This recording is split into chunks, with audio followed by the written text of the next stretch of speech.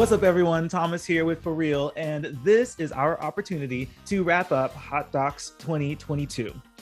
I, once again, have brought some friends so that we could talk about the films that we saw and just have an interesting discussion on some of the featured films at Hot Docs. First, we have a familiar face on the line. We have Taylor Baker from Drinking the Movies in Seattle. Hello, thank you for having me. I love it. That's really sexy, dude. We also have on the line Matt Simpson from Awesome Friday in Vancouver. Good morning. Thank you for having me. Of course. I'm trying to copy this low voice thing we're doing. I know. We should just go. You need to be sick like me if you want to do that. If you want to be Frasier, you got to get sick. I feel like that is the one part of getting sick that I appreciate. Is like the change in my voice, like the husky voice. Like, yeah, it's not just lower, it's also kind of raspy. Oh yeah, I love that. I'm like, can I just get better but keep this? If you want to get a sexy voice like mine, you got to go to a Lorde concert next time she's in town. You'll get sick like man. Yeah, that's fair. And last but not least, we've had an impromptu conversation with him before, but this is his debut appearance in one of our film festival conversations. I am very happy to introduce to you all ForReel's own Todd Pengelly from Vancouver. Happy to be here. No sexy voice, no Lorde concert. It's really sad times. I don't know. It's a pretty sexy voice. I'm just gonna put it out thank there. you. Yes. Great. We all have sexy voices. That's why we do this. It's awesome to listen to. Cool. Well, the majority of us experienced this festival through screeners, and so we watched a lot of the films through like private links and things like that. But one of us had the opportunity to experience the film experience the film festival through the virtual platform. Todd, tell us about that experience. It was really smooth. There have been, I think the problem with film festivals virtually a lot of the time is they try to do too much with the platform, and Hot Docs definitely doesn't. It's very straightforward, and the format is, I don't know, it was really easy for me to navigate, and I did watch a couple off screeners, which was great. But yeah, no, I thought it was really well done and super easy to navigate. Yeah, I'm really happy you're actually able to experience and participate, and of course be here to talk about what we've watched. So, I figured that we could just talk about maybe our top 3 films, and just see who else was able to see them and have conversations about that. So let's start with randomly picking Matt. All right. So my Hot Docs experience was a little bit truncated, but the first one I would talk about is a short documentary called, well, not short, but called Scrap. I don't know if any of the rest of you saw this one, but basically it's presented as a series of vignettes, and it's all about what happens to the stuff we make, in particular stuff we make out of metal. But I found it to be just a kind of a wonderful experience to watch. It's very quiet, very slow, very meditative, and very purposeful, and very, very, very beautifully shot series of vignettes. One set in like a car scrapyard, one set in breaking down a ship, which they were going to turn the parts into a church, one set in sort of a factory setting where they disassemble electronics, and without beating you over the head with any kind of conclusion, also leads you to the conclusion that we should really be doing better with the stuff that we make, basically. And I thought it was really lovely, and I hope more people see it. I hope it gets a wide distribution at some point, because it's kind of great. I don't know that it's necessarily going to be up everyone else's alley because it's so slow and quiet, but I really liked it. Nice. Did anyone else have the chance to see this one? I just saw it on Letterboxd and put it in my watched list, but that's about it. Yeah. You had mentioned it, I think in our curtain raiser video, and unfortunately I wasn't able to get around to it, but I'm going to try to keep my eye out, because you've talked very highly of this film, and I think it sounds like something I would enjoy, especially with this meditative kind of filmmaking. I think I'm getting more. I'm appreciating meditative filmmaking a lot more. There's actually an honorable mention that I have for a film later on that also has this like meditative quality to it. So Yeah, and there's no like talking heads or anything. It's just Mhm. beautiful cinematography and then occasional voiceover from someone who's living in the situation they're showing. So one of them is a woman who and her family who live in an airplane graveyard, and so just lots of really gorgeous shots of planes in various states of disrepair and disassembly, and occasionally her talking about how she lives there and how she makes a living by living there. It's really interesting and just again kind of lovely. Very nice. Cool. Good recommendation. I'm gonna have to keep an eye out for that one. Taylor, let's get one of your favorites at the festival. Well, we have a complex decision to make here. One of the best titles that I've seen that screened at the film festival, one of the best titles I watched at this film festival. See the difference? I do see the difference. Let's go with I have a Watch. similar dilemma. Yeah. Let's go with Watched at this festival. Watched at this festival. My favorite title is Girl Gang. Girl Gang was directed by Suzanne Regina Mears. It's her third documentary film, I believe, and it's a proper 90-minute full-length documentary feature. And it's like embedded documentary style, where she's spending time with this influencer in East Germany, starting at the age of 14 and wrapping up at the age of 18. And it doesn't mean to be damning. It just kind of portrays life as it is. And it ends up being an incredibly damning look at like the sexualization of children, the use of children as advertising labor, all sorts of like bigger conversation points by examining one influencer and her family, who her parents are helping her with her career, but also making their own Instagram accounts to also become pseudo influencers. It's just a really compelling look at not just the very popular conversations about labor today, but also at the the Black Mirror syndrome, and also this burgeoning conversation about sexualizing children through social media. It's a very complex film, and I really like the angle it took. It's bookended by some magical realist narration, where it kind of starts like a fairy tale with a voiceover and it ends like it's a fairy tale, but in the middle you're really going through some harrowing examinations. There's also a woman, or I guess a young girl, who claims to be the number one fan of this 14-year-old influencer. And the anguish that she goes through when her parents take away her phone is just like astounding. You'd think that she'd been whipped. Like it's really an interesting look at mental health as well. So this is a great film, my favorite of the festival. It's interesting. I'm hearing some parallels to like TikTok Boom. Would you say that It's there's like some if parallels TikTok Boom was really, really good and like had anything profound to say through deliberate cinematography Mhm. and really good editing and a singular vision instead of just talking heads. I think TikTok Boom definitely came off more as a awareness piece for. It was definitely commercial. Yeah. This is embedded documentarianism, where it's like one person with a family for like 4 years. Yeah. TikTok Boom was also featured at Hot Docs. Did anyone It was. watch that one? I watched it when you did, whatever that film festival was. I do not remember if that was pretty last year or sure- this year. I'm pretty Sundance, sure it I was think. Sundance. Yeah.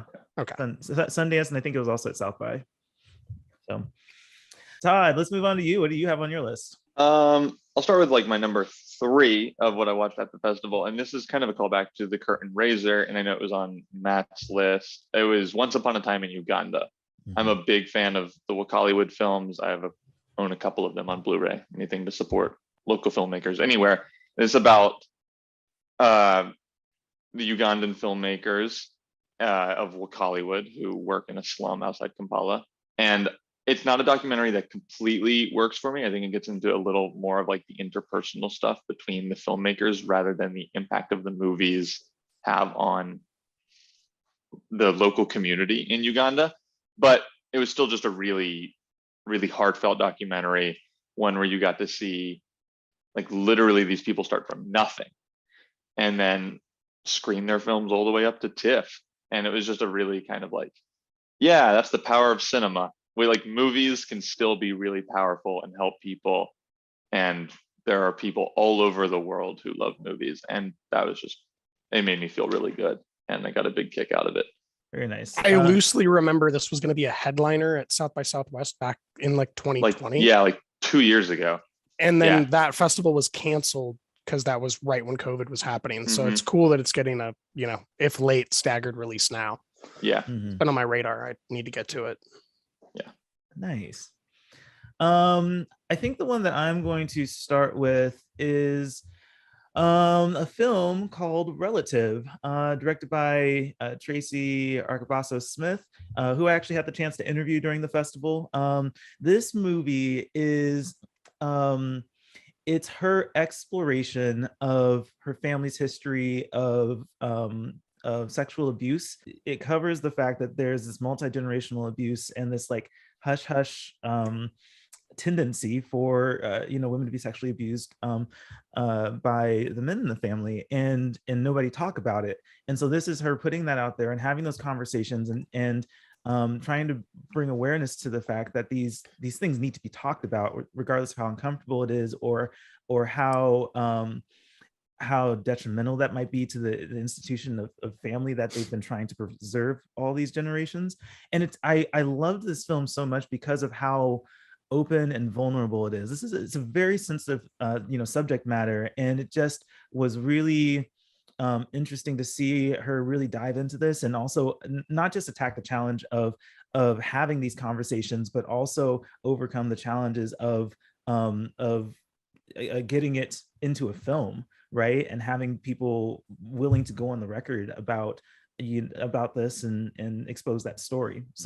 So I think it was very well put together. This was her directorial debut, and like I said, my interview with her is on our website. This is ForReel.com.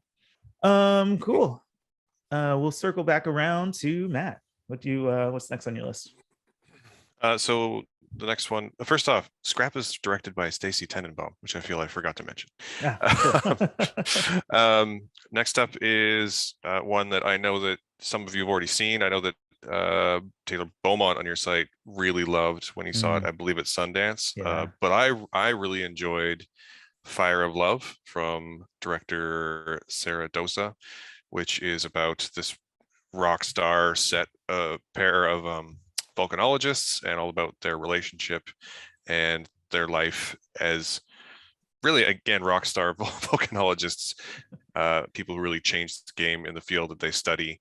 And it's told primarily with this huge trove of photos and film footage that they took themselves and just narrated over.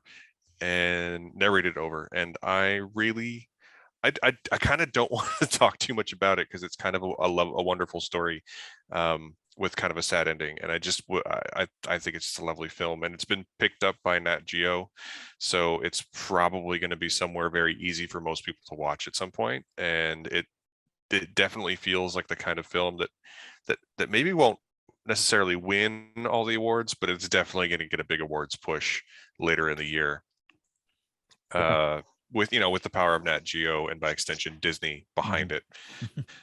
So I imagine in Canada it'll end up on Disney Plus, and in the States it'll be on Disney Hulu. Plus or Hulu, probably Hulu in the States, right? Or Disney Plus Star in the UK, that kind of thing. But I really enjoyed this film. It's, again, just sort of beautiful to watch. I really connect with really old film footage, like home video footage, a lot of the time, and this is 100% that. So it's absolutely. And they're also just kind of wonderful characters, and like all their dialogue, they're French, so all their dialogue is in French, but there's a couple of great moments where they're being interviewed on TV, and like one moment where that I really love for some reason was this: someone asked them, like, are there other like volcanologist couples? And they're like, oh, if there are, we don't know about that. And because it's difficult because it's so eruptive, we erupt all the time, like it's just so, because it's all their home footage, it's so, and mixed in with these TV appearances and such, it's a very honest documentary, or at least it feels very honest, and I really loved it. Yeah.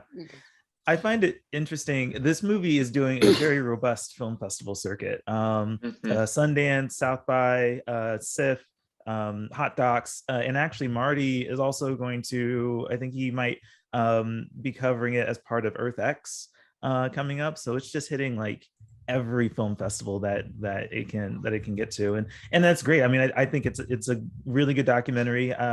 And I don't know if I loved it as much as Beaumont did, but I think that there is definitely something to connect with. And I just ultimately appreciate the fact that these volcanologists, these like scientists, were also such great filmmakers. Yeah. Like the cross talent that existed between them was it's what I find astonishing. I think it helps. They seem to have literally filmed everything that they did, right? Like it's probably a high proportion of stuff we didn't see to stuff that we do.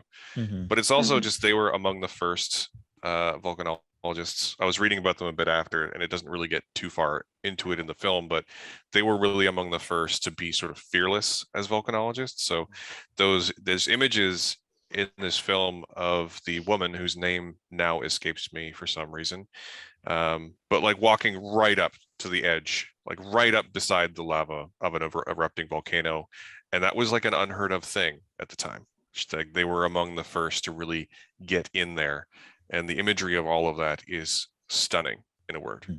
Yeah. I think I came out of Fire of Love similar to you, Thomas, and how I felt. But one of the things it has going for it, which just not enough movies do, is profound and abundant amounts of just watching lava flow. And that's just like fascinating. I could sit there for 2 hours and just watch like lava flow down the side of a mountain and be like, this is riveting. This is a 5-star documentary. But there's definitely something to connect to in that movie. And I enjoyed it quite a lot. Yeah, and Taylor, you've seen it as well, right? I have. I particularly was drawn to the connection of the French New Wave and like actually being contemporaries of all these great directors out of France. But on Matt's comment that there's no other volcanologist that did this, well, there's probably tens of thousands of years of humans walking up the volcanoes that you don't know about, Matt. That's true. Because things did not go well for those humans. So many volcanologists that kept doing it. Yeah. Well, like I say, they're definitely not the first people to walk up to the edge of a volcano, but they were among the first. Like most at the time, most volcanologists were like, okay, we're 100 and 200 feet away. That's probably fine.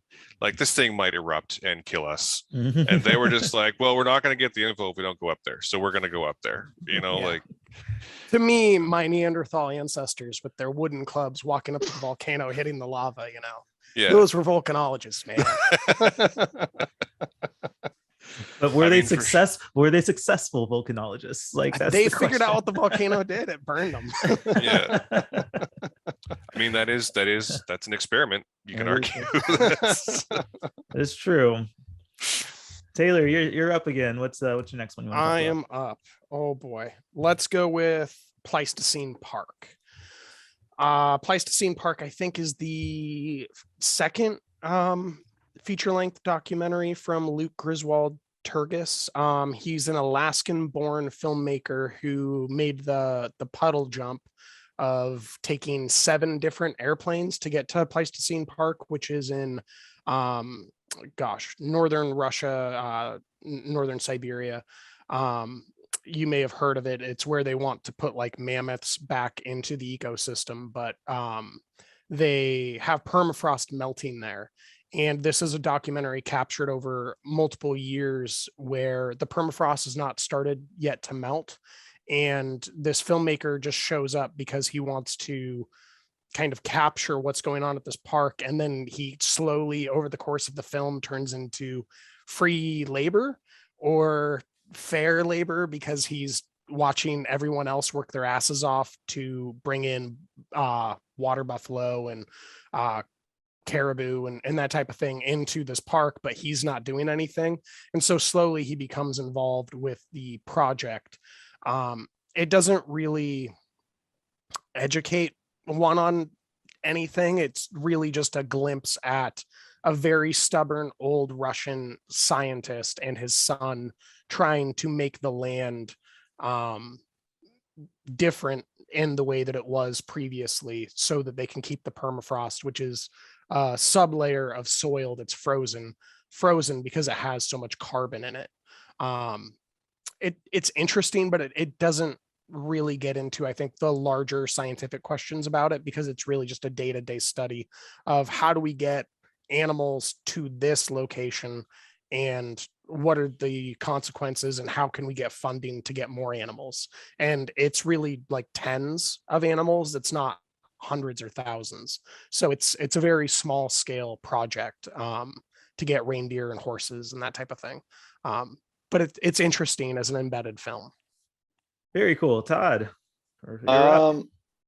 My second favorite film that I saw at Hot Docs, I don't even know if it's in terms of filmmaking my second favorite, but it's $1 Million Pigeons by Irish documentarian Gavin Fitzgerald. This is just one of those documentaries that, like, I saw the title of it, and every time, basically any film festival that's showing documentaries, I'm like, if there is a kind of wildly like concept documentary, I'm like, I want to watch it. Now this movie is about pigeon racing, which is not a thing I knew existed approximately 5 days ago. But there's a large community of people from Thailand to Ireland to Canada to South Africa, where they have this big $1 million pigeon racing, or they did before a scandal erupted. And that's kind of at the center of this movie, where people pay hundreds of thousands and at times millions of dollars for pigeons in an attempt to race them, which is the equivalent of just a livestock like raffle. The more pigeons you enter, the better chance of you winning. But these people take it very seriously, and the documentary is very quirky. It's very humorous. It follows a bunch of different stories from a bunch of different people, including like a big shot, like big celebrity from Iowa, to just like a local guy who does it in Ireland. And it's a really fascinating documentary. It's one of those where every 6 minutes or so, you're just like, what the fuck? And just constantly. And by the end of it, you're like, the fact that there are these people, like, you just go to the grocery store and you might pass somebody whose life is like devoted to racing pigeons is kind of crazy. But it's just one of those movies that I'm going to keep coming back to and probably keep joking about with my partner for, ad nauseum into the future, just being like, well, hey, I like movies a lot, but at least I don't race pigeons. So like, consider yourself lucky. I collect hard media. At least I'm not spending $10,000 on a pigeon. So that's really funny. This movie was a part of the special presentations for the festival, and it's certainly a quirky one. Taylor and Matt, did you guys get a chance to see this one? I did not get a chance, but it sounds like that bridge movie we watched last year, Thomas, where it's just like, what the fuck is this? Right.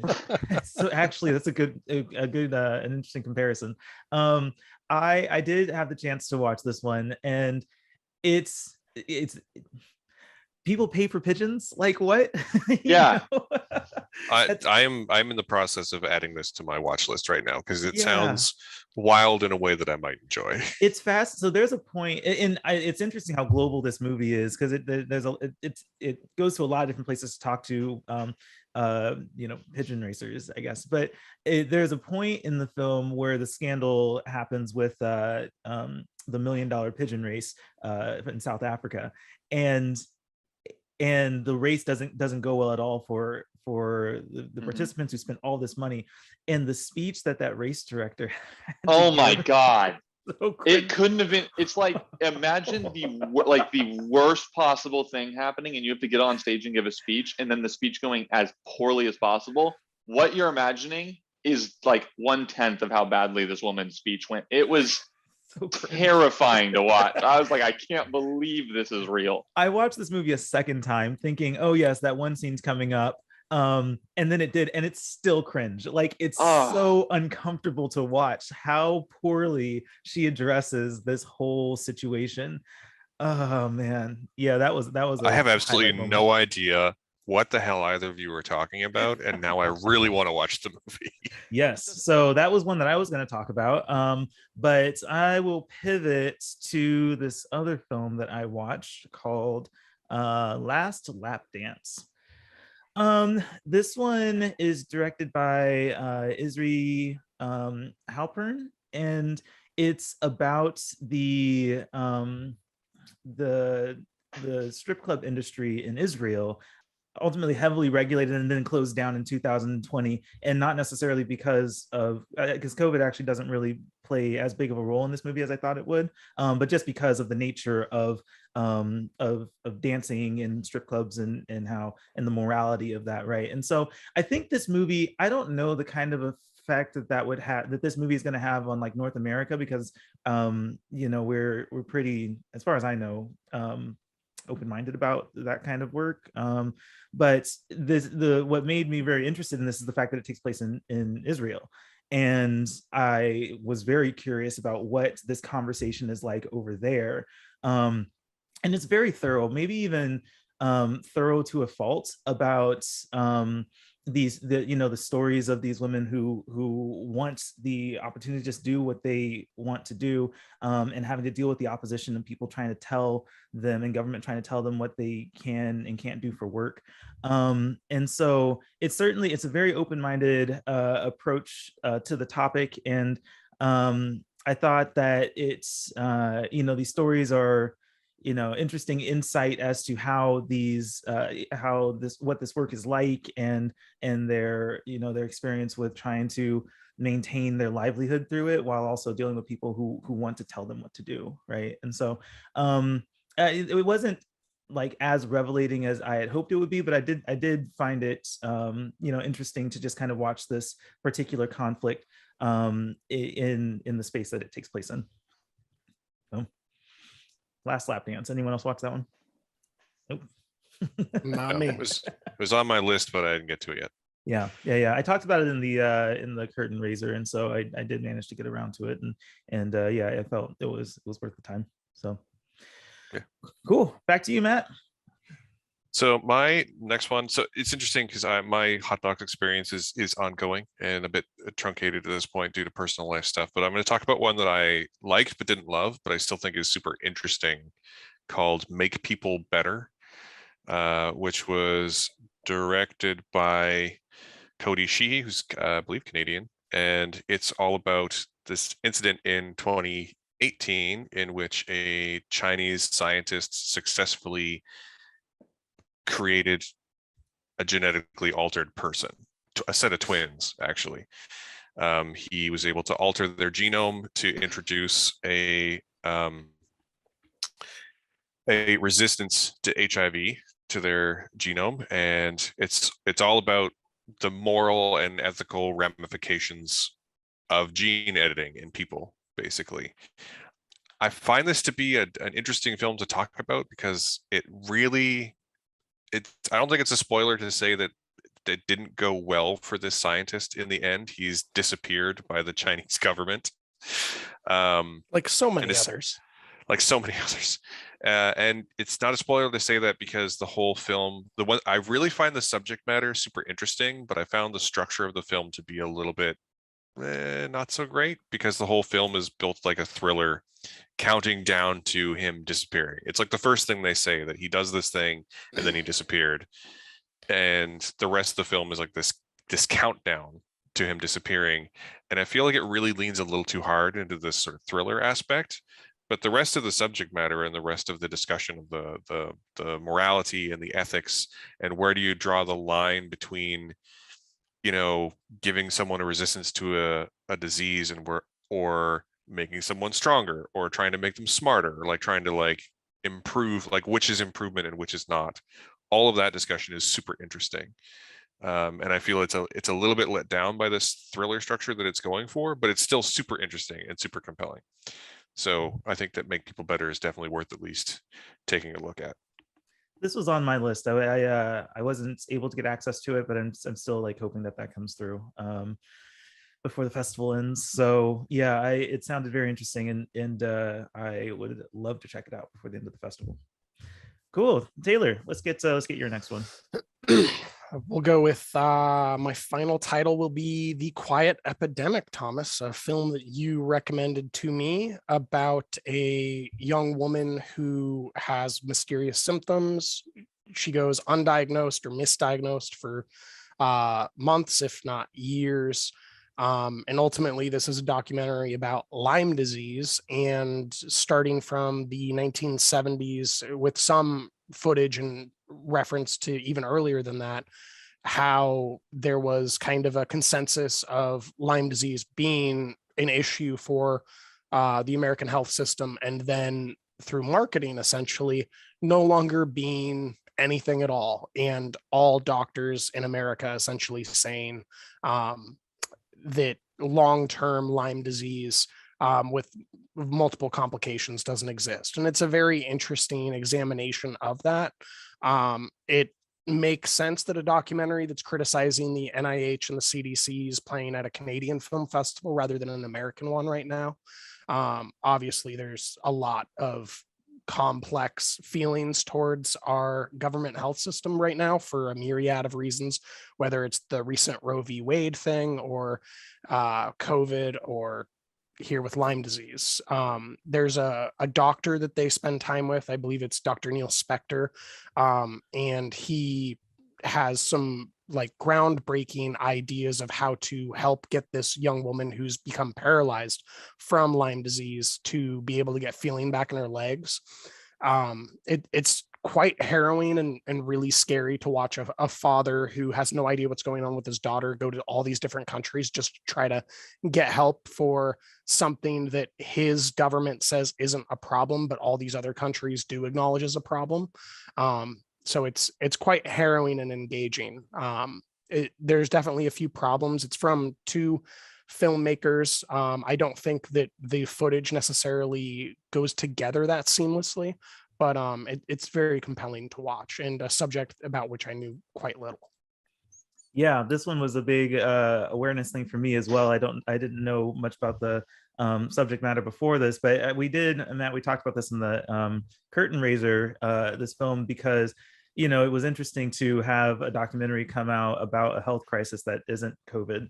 And so that was like, yeah, let's see what that's about, right? And it was a very eye-opening feature that really dives deep on this controversy, I guess, which is strange to call a health problem a controversy. And I think, right. Well, I mean, there's that damning scene where it shows a guy in an interview in the 1970s say all these problems with Lyme disease, and then it's like 1982, and they show us like all these people that are now paying the doctor that had said this, and now he's like, Lyme disease doesn't exist, right? And it's like, holy shit. And I think that's the science didn't change, just his opinion, right? And I think that's what really what my real takeaway was with this movie. I mean, obviously there's an awareness, to bring about Lyme disease and the controversy, but I think taking aim at the credibility of institutions was something that I found super fascinating at this particular time when, we're kind of told to trust the science. It's a mantra that makes sense until the science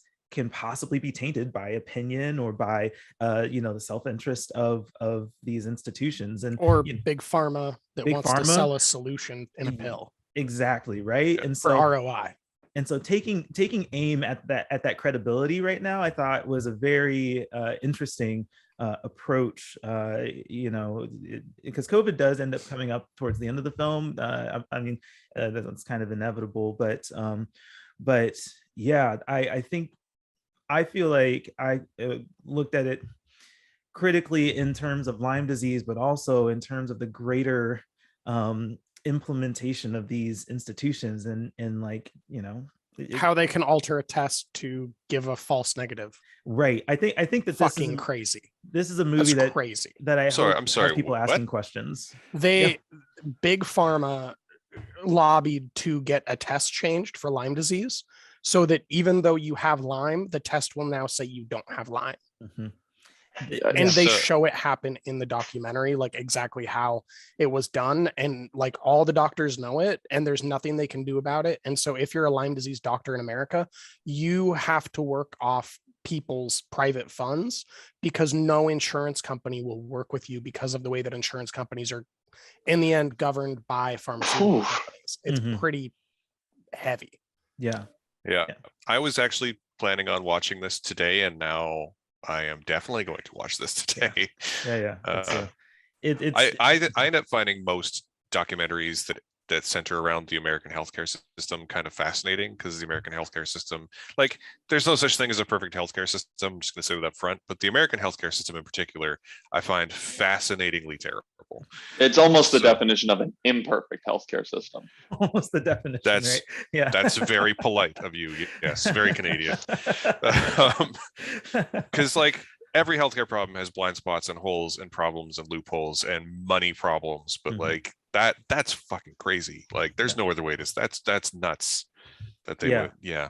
Anyway, it grounds it really personally, because you become, especially since we're adults, like you really identify with the father of this young girl who loved to dance and then gets bit by a tick and can no longer fucking walk. And then you hear phone calls with the doctor where she says there's no way that she has Lyme disease, and then he brings up all these facts and she just goes, yeah, nope. Yeah, fuck. It is wild. Yeah, I recommend this one too. This was one I was going to talk about, but thank you for bringing it up, Taylor. I know you have to hop off pretty quick. I'm gonna jump ahead of you, Todd, real quick, because there's one that I think Taylor might want to weigh in on, and that is Crows Are White. Fantastic. Yes. So I missed this one. Was it Sundance that this one debuted at, Taylor? I believe it was a South by Southwest. South by Southwest. Okay. Yeah. So I'm fairly confident. No. Oh, I think you're right. So South by Southwest. So I know but you had seen it at the festival before and you really liked it, and I had missed it. And so I went on and caught it here at Hot Docs, and it is so, what's the right word? Endearing. It's so authentic, personal. Like essentially it's directed by Ashi and Nadine, and it's kind of, it starts off as his documenting of this monk sector or whatever, right? Yeah. Well, but beforehand, let's just, I don't even know if you know this, but so he came up through film school and is friends with Ari Aster. He helped make Ari Aster's first short film. And so he's been gestating in filmmaking for a long, long time. And this is kind of finally giving us that baby that like a contemporary of Ari Aster is capable of. So like this is really a great film from someone who's among great filmmakers. Yeah, absolutely. And even so, as a documentary, it certainly comes off as very cinematic, which is very awesome. But yeah, he starts off as one thing where he's documenting these monks, and then something happens in the film that even I'm like, wow, that was an unfortunate event for you. I wish that hadn't happened. But then it kind of evolves from there, right? Like he ends up meeting this other monk who's kind of different from the others. He likes heavy metal and ice cream, and like just has this super Apple products. He just has this very endearing this very endearing personality. Like I'm watching this movie, like I just want to be friends with this guy, right? Like can I like hang out with him for a little bit? But then it also morphs into kind of this autobiography of a scene where we do dive into like his personal life and how he's in a relationship with a woman that's not of his faith, and that is something he's scared to tell his parents, and how they're going to react to it, and so having all that unfold, it's a good film to watch. I think that it has a lot of really feel good vibes, at least for me, and is just a very authentic story. I really liked how this was documented, and it doesn't seem like I like the morphing nature of it into what it is now. So it's a deeply unflattering autobiography, because it only turns into an autobiography because he fucks up, right? Essentially. And it's so, I mean, it's a documentary that starts the way that I like, which is embedded documentarianism. Like I like boots on the ground, someone trying to capture something authentically. And then he shows why he can't do that anymore. And then he talks to the camera and talks through trying to figure out like how he can even salvage these years of his life that he just dedicated to something that he can't finish in this project, of following this monk around on these nighttime runs, who he's going to become the living embodiment of Buddha. That's the whole purpose of this. And now he can't get that footage, and so he has to pivot, and it turns into his personal relationships and the facts that he is in love with a woman who's American and white, and his parents do not want him to marry anyone that's not of their race or faith. And it's just a very heavy movie. And it ends up showing us that the most un-monk-like monk is the most monk-like monk. Yeah, I had a feeling you'd have thoughts about this movie, Taylor. I love it. I love it a lot. Yes. I know you have to hop off. Thank you so much for joining us, Taylor. Thanks for having me, guys. Do you want to do some plugs really quick before you head out? Everything's at drinkinthemovies.com. That's it. That's it. Awesome, Taylor. We'll probably have you on here again soon. So, all right. Thanks, guys. Bye. I guess, Todd, this is the last film to talk about. Yeah. So I wrote about this one for This Is For Real. I'm going to do The Thief Collector because of the movies I saw at Hot Docs. I think this was my favorite. This is a movie directed by Allison Otto. It's a feature documentary film debut. It's about a couple, the Alters, Rita and Jerry Alter, who were just like nobodies. They were nobodies. They were public school teachers who then moved to the Southwest. They lived in New Mexico, and they kind of rose to notoriety after they passed away in the early 2010s, because when people were going through, like, after their family sold their estate and donated a bunch of stuff to thrift stores and local antique shops, the woman ochre, at that time basically priceless painting by Willem de Kooning, was found behind their bedroom door, just hanging on the wall, and it had been stolen 32 years earlier from the University of Arizona's Museum of Art, and it is now worth $160 million and was just hanging in their bedroom. And it became this, the documentary is part documentary, part interviewees, just about from their family, from their friends who knew them, an exploration of this book of stories that had been written by Jerry Alter, chronicling their travels around the world. They'd been everywhere in the world. And a lot of it is true stories, and some of it's fiction, and it's parsing out between the fiction and the nonfiction. And they match the description of the people who stole the painting. And it's just, wait, who were these people? These two normal public school teachers weren't normal public school teachers. And mixed in, there are reenactments by actors, much in the same vein as Dick Johnson Is Dead or The Act of Killing. And while this documentary is not on the level of either of those two documentaries, I found it really interesting. I'm also just a big art thief guy. That sounds very incriminating, but I just like movies about it. American Animals a couple of years ago was a movie about, it was kind of in the same way. It was a docu-fiction movie starring Evan Peters about the kids who broke into, I can't remember what college, and stole the original Audubon sketches. And I'm really in the bag for movies like that. And I found this movie was also just really quirky, $1 Million Pigeons. And I had a fun time with it. And yeah, it was just made me really question, much like $1 Million Pigeons, of just how well do I know anybody? What if these people have walked into museums with box cutters and just taken paintings off the walls? Or what if they spend $2 million on pigeons? I don't know. Probably not. I don't really hang out with millionaires, but I do hang out with people with box cutters, so anything is possible. I love it. I'm glad you're talking about this one, because this is another one that morphs mid film, right? If you show up for the art heist story, right? But what you get is a very intriguing mystery about who these people were, and what did they do. Right. It's they stole woman ochre, but did they also steal X, Y, and Z from these other museums? And are they the reason certain people are missing? Just how much of what these people wrote about is true and is fiction? And were these people actually terrible people? And that's a really interesting turn the movie takes. It is such a fascinating movie, because I think that the whole thing is speculation. I mean, they passed Yeah. away, right? So you can't interrogate them about this, right? They apparently they got away with whatever they got away with. But what exactly, like to what extent? Like so much of this movie is speculation, but the speculation fits ultimately the narrative that's kind of pieced together through these stories.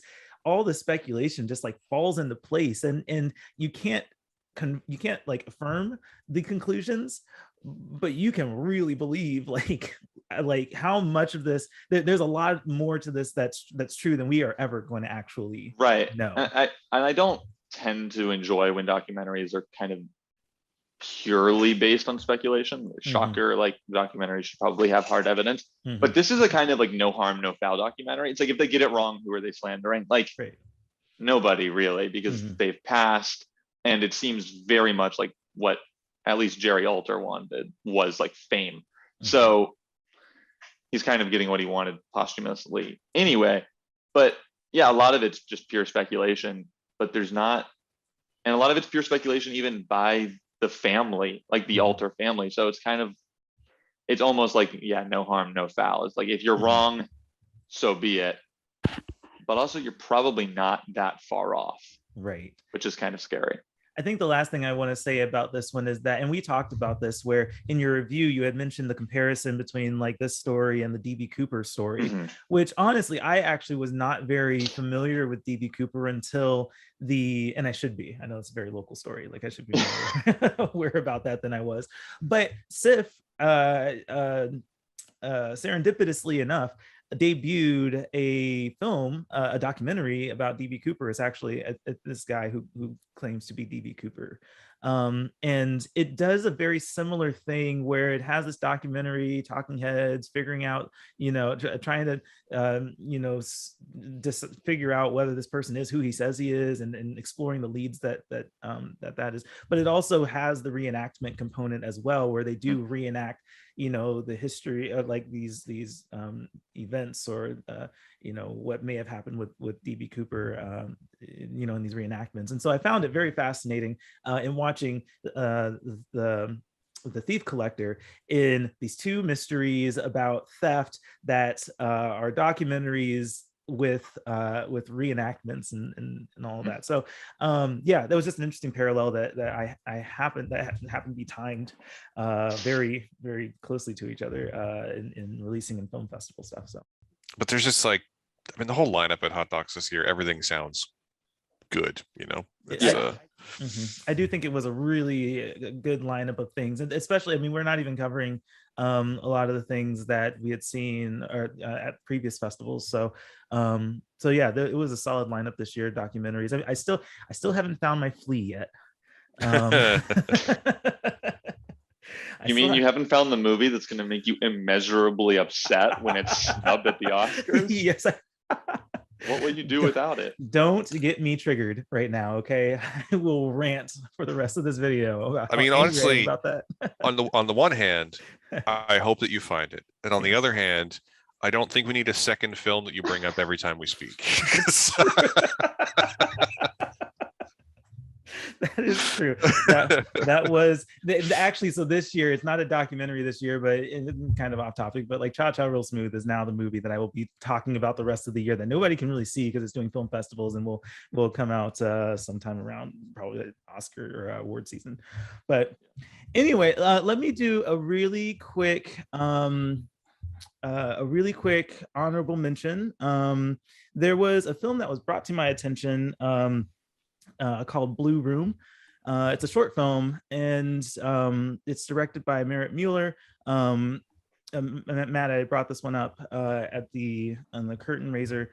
But this is what I was talking about earlier in the video with that meditative kind of nature to it. It's about these Pacific Northwest prisons that use audio video depictions of nature, so videos of nature, to kind of bridge that gap between incarceration and experience with nature.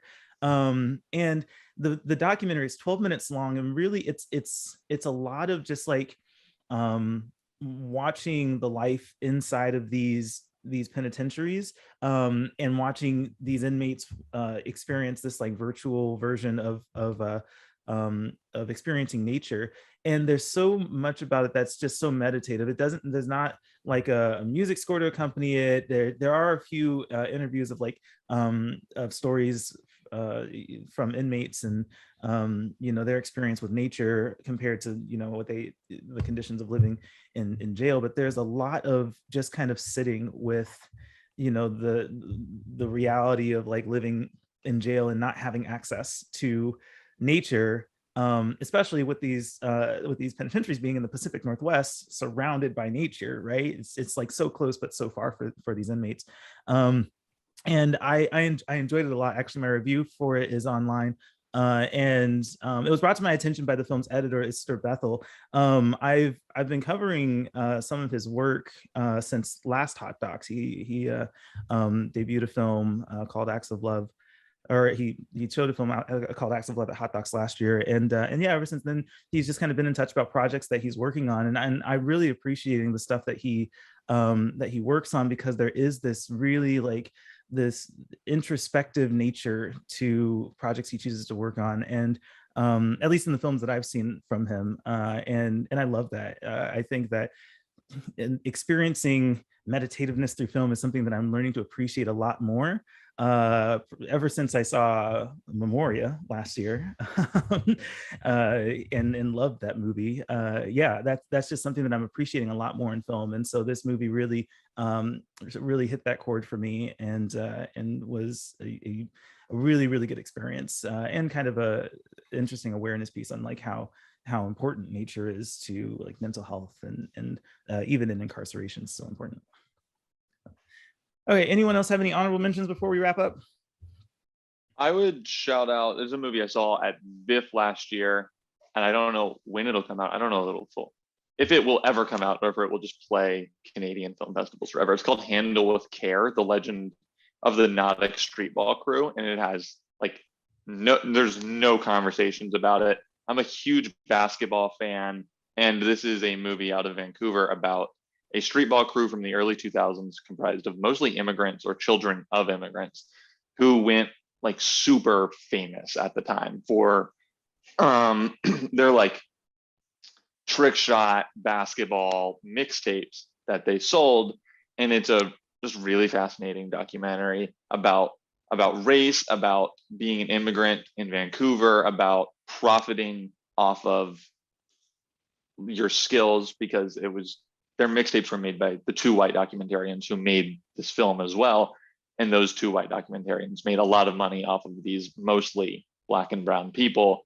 But it's the story about how these like just kids from Vancouver went super famous, and we're on the cover of Slam magazine, and we're recognized by the NBA for their really cool streetball mixtapes. And it's just a really fascinating documentary, and it'll keep playing festivals. And so people see it on the lineup of festivals, I think they should check it out if they have any interest in kind of local Canadian culture. Mm-hmm. So yeah, that would be my honorable mention, but I didn't see it here at Hot Docs, so it doesn't make the list. Very cool. Well, I'm glad you brought it up.